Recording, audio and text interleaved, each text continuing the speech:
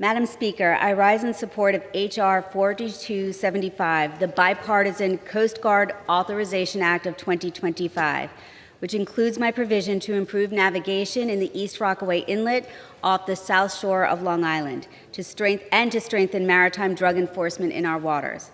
Madam Speaker, East Rockaway Inlet is a critical federal navigation channel which Long Islanders rely on for both commercial and recreational boating and fishing. While the U.S. Army Corps of Engineers is responsible for maintenance dredging of the inlet, the Coast Guard maintains the markers and the buoys to aid in navigation and to keep boaters safe. Unfortunately, I've heard from many of my constituents that due to shoaling, the water is too shallow in many parts of the inlet and the buoys there are missing or misplaced, making it difficult for boaters and fishermen to safely navigate the channel. Incorrectly placed buoys and markers could cause boats to run aground in the sand, threaten commercial towing through the channel, and undermine safe navigation for all.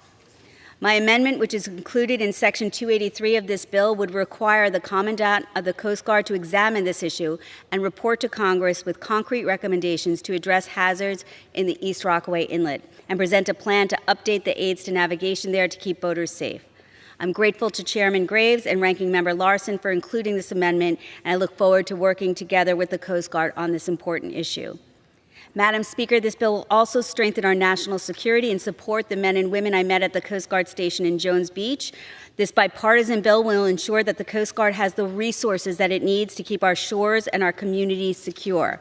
I'm especially glad that this legislation includes a common sense bipartisan bill I co-sponsored with my Republican colleague from North Carolina, Representative Addison McDowell, to help the Coast Guard respond to opioid overdoses.